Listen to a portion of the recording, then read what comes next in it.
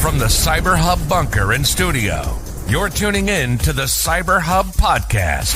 And now for your host and CISO, James Azar. Good morning, security gang. Welcome to another episode of the CyberHub Podcast. We've got a great show for all of y'all today, so don't go anywhere. Stay tuned. We're going to be talking about the Blue Yonder supply chain attack that might impact Thanksgiving food availability in some regions of the United States and parts of Europe and the world. We'll be talking a lot about China, as well as some new fines coming for data breaches and a whole bunch of vulnerabilities and stuff to pay attention to before you head off for a long and deserving weekend of thankfulness. So without further ado, join me for a coffee cup cheers, which is a tradition here on the CyberHub Podcast. I've got my double espresso, a Lavazza double espresso. Love Lavazza coffee. So coffee cup cheers, y'all.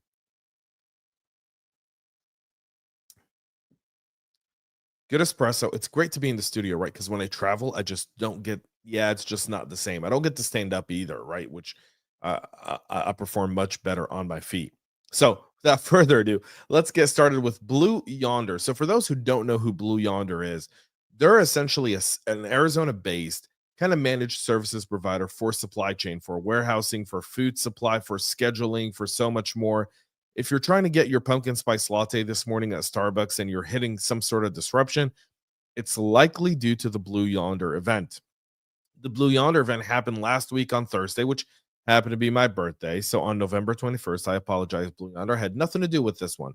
It's causing significant disruptions for some customers. It's not immediately known who's behind the attack, as no one has claimed responsibility for it as of yet based on dark web monitoring. And there's also very little information on what kind of ransomware attack it is and what were the TTPs and IOCs of said attack.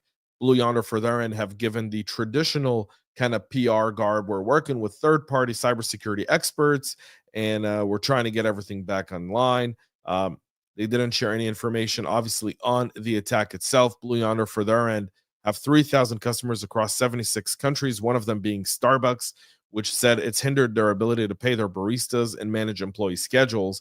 In the UK, Morrisons and Sainsbury's have been hit by that, according to the grocer. Morrisons uses Blue Yonder solution for warehouse management. It's been using a manual backup system due to the outage. Sainsbury also confirmed being hit and said it had procedures in place. Blue Yonders are also used by U.S. grocery stores, including Albertsons, I haven't said that name in a while, and Kroger, as well as Ford, Procter & Gamble, and Einhauser. No, not my bud. Don't you mess with my... You know, if cybersecurity wants to make a name for itself, an attacker wants to make a name for itself, cyber attack a beer company. Watch what happens. If you've never seen people out on a mission, hack a liquor company right before a major holiday. Do it and see what happens. All right, so all joking aside here, again, showing you how the supply chain, all of it itself, can very easily come apart because a lot of these companies don't build redundancies, meaning when Kroger picks a Blue Yonder, they typically don't have a redundancy, and the redundancy they have in place isn't always backed up or up to the same standard, and people aren't trained on that redundancy. Give you a prime example. In the city of Atlanta, when the city of Atlanta was hit by ransomware and all the courts were taken offline, none of the people that existed in the court knew how to operate on the days before the internet. They had to bring in retired folks or folks that have been in private practice or otherwise to remind people within the court system how to do things by paper. So the same applies here. If you don't have that knowledge in-house, if that knowledge isn't documented, then the ability to be resilient obviously is hindered significantly. And that's one of the things to take away from this Blue Yonder attack. How's your DR and BC? What's your IR plan? And how do you keep the business running in the event a major software component of your business is taken offline? All of those are valid questions. We're going to move on to China and Salt Typhoon, the APT, the Chinese APT that's allegedly, according to anonymous sources and a little bit from the FBI and CISA, is behind one of the worst cybersecurity breaches in American history, the telco breach. Well, the backdoor discovered by Trend Micro has been monitoring the Salt Typhoon attacks against critical infrastructure and government organizations alike. They're utilizing a new backdoor called Ghost Spider. Ghost Spider, according to Trend Micro, uses a previously documented Linux backdoor named Mosul RAT and a rootkit named Demodocs, and a modular backdoor shared among Chinese APT groups named SnapEB. And obviously, you'll see here there's a whole diagram that'll be available on our Substack at jamesazar.substack.com after the show. Salt Typhoon is extremely sophisticated. They've been around since at least 2019. They're now the major culprit behind the telecom breach that impacted companies like Verizon, AT&T, Lumen, and T-Mobile, who admitted last week to have been victim of that breach. Earlier today, the Washington Post is reporting that authorities in the U.S. notified 150 victims, mainly in the D.C. area, of the fact that Salt Typhoon had breached the privacy of their communication. So you can imagine those are probably going to be congressmen, senators, potentially high-level executives within government agencies, and as well as NGOs that you can expect them to also have that. The security researchers have affirmed at least 20 cases where Salt Typhoon successfully compromised critical organizations, including in some instances even their vendors. The two campaigns highlighted in the report are the Alpha, which targeted the Taiwanese government and chemical producers using Demdocs, SnapB, and Beta, and a long-term espionage against Southeast Asian telecoms and government networks that employed Ghost, Spider, and Demodocs as well. And again, you'll find these. The initial access for those exploitations, according to Trend Micro, comes from multiple CVEs here. So we've got 8 different CVEs. The two ones let's start off with these, which are the Avanti Connect Secure VPN. Those are CVEs 2023 46805 and 21 CVE 2024 21887, as well as the FortiNet FortiClient EMS. That's CVE 2023 48788. The Sophos Firewall CVE from 2022. That's CVE 2022 3236.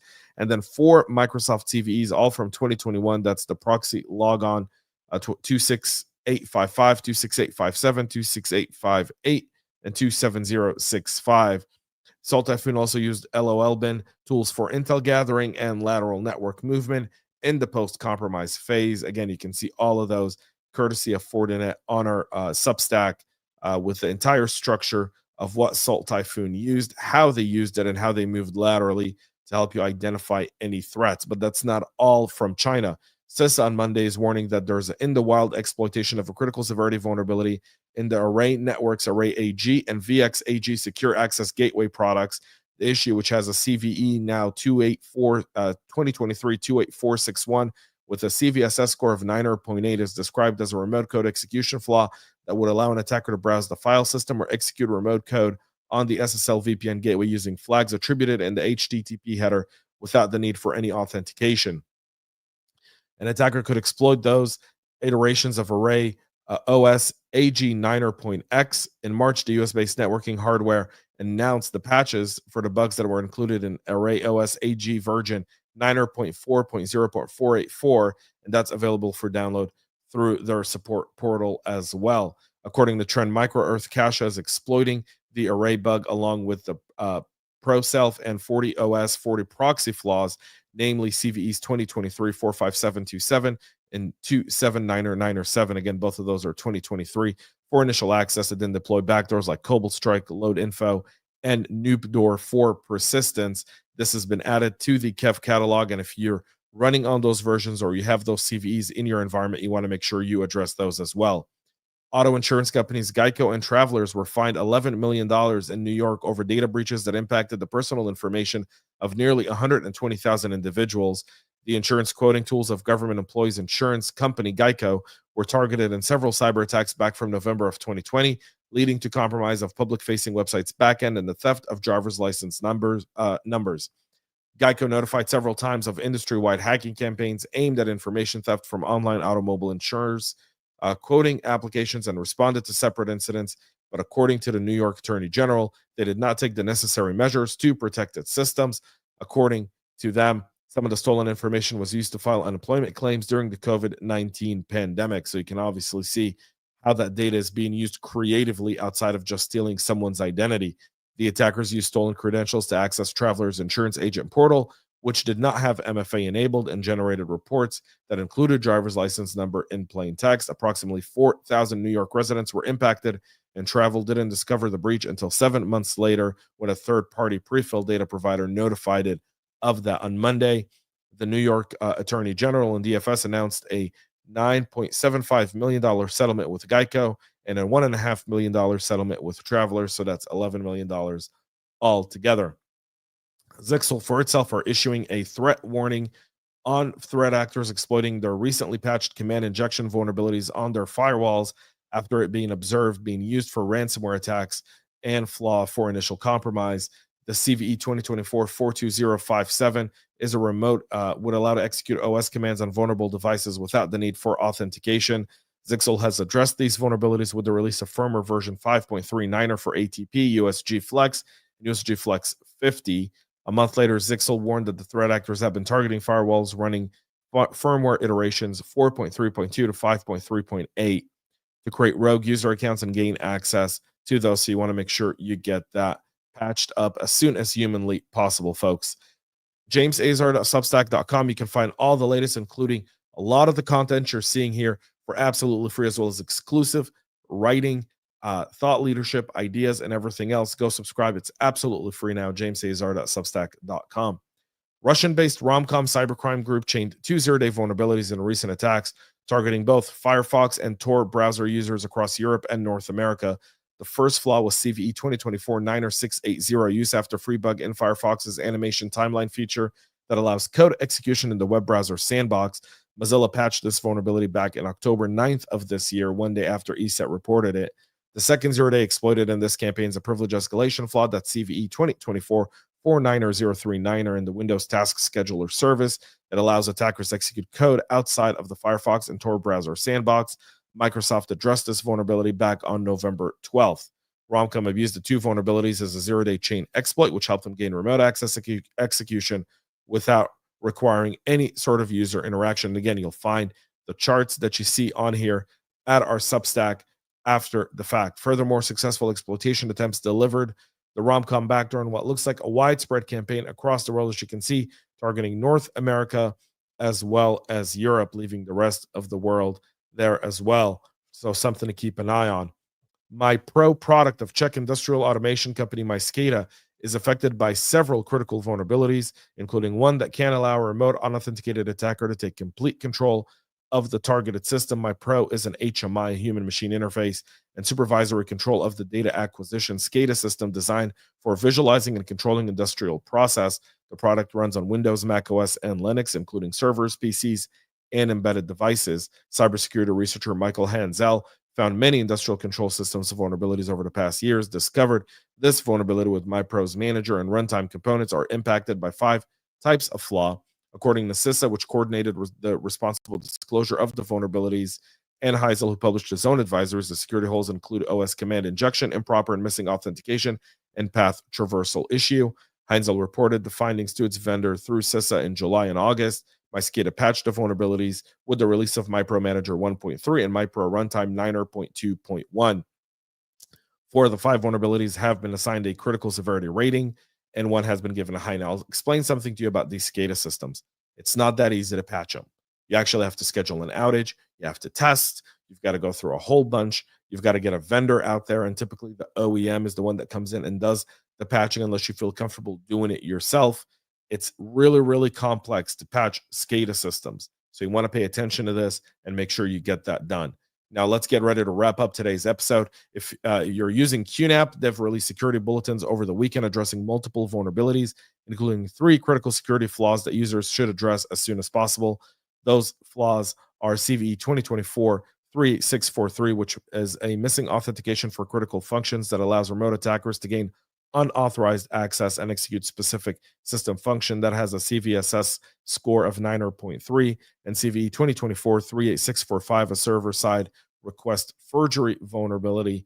Both of those have been addressed. The Q router flaws is the 3rd critical vulnerability. That's CVE 2024-48860. It impacts the Q router 2.4.x products, and that's been given a CVSS critical rating of 9.5. All of those have been fixed, so you want to make sure you get those patched. A Kansas City man decided that hacking into computer networks to try and promote his cybersecurity services was a smart idea. That man's name, Nicholas Michael Kloster. He's 31 of Kansas City, Missouri. He breached 2 computer networks, one for a health club business and another for a nonprofit organization. According to an indictment unsealed by the Department of Justice, Kloster has been involved in at least 3 incidents investigated by the FBI against an equal number of organizations that were not named in the indictment. The first incident occurred on April 26th around midnight when he breached the premise of a health club that operates multiple gyms in the state and gained access to its system. He sent an email to one of the gym's owners claiming he hacked their computers and promoted his services in the same message. Thing to say about marketing and cybersecurity, you either get a whole bunch of FUD or you get guys like Nicholas. Either way, never a boring day in cybersecurity. Not one. So he faces up to 15 years in prison for these intrusions. So good luck to that young man. The British government is being criticized for a speech at the NATO Cyber Defense Conference in London, where a senior minister claimed that with a cyber attack, Russia can turn off the lights for millions of people. The speech was given by Pat McFadden and was described as ridiculous, potentially very ridiculous, none to say, because these politicians don't know what the heck they're talking about. If Russia could turn off the lights, then it could turn off the lights, but all of these are just different scenarios of what could happen, and it kind of shows you when politicians try to speak cyber, all they create is panic, uncertainty, and so much more. There's a whole lot that Russian and Chinese could do. There's also a line that's played, and that line that's played is the line that's drawn. Russia knows that if they turned off the lights, or China knows that if they actually disrupted critical infrastructure in a way where people were without electricity for 3, 4, 5 months, because if they blow up a transformer, it takes 18 months to get a new transformer, right? So that means that there's going to have to be a balance of electricity and potentially the laying of new lines. Being in the energy sector, I'm learning more about this every single day. That's an act of war, and that will likely result in a similar consequence to them. So all in all, saying Russia and China aren't really out for your critical infrastructure. It's out of trolling it and using it as leverage for achieving financial motivated gains or geopolitical motivated gains. And the moment we understand that, and the moment we tighten that threat surface, the moment we eliminate much of that threat, the less impact that would have. These politicians speak out of their tail. And when they speak out of their tail, this is the result they get. You can't execute a one-click nationwide shutdown. Give that in a NATO speech. Again, showing you why the ICC, NATO, the UN, all of these organizations, international organizations, are just lip service that does nothing to better the world. They haven't stopped a war since their inception. They haven't prevented anything, as we're all clearly seeing now. And I hope we don't ratify the UN Cybercrime Treaty as well. That's a horrible mistake, and one that if this administration enters, I hope the next one absolutely leaves immediately.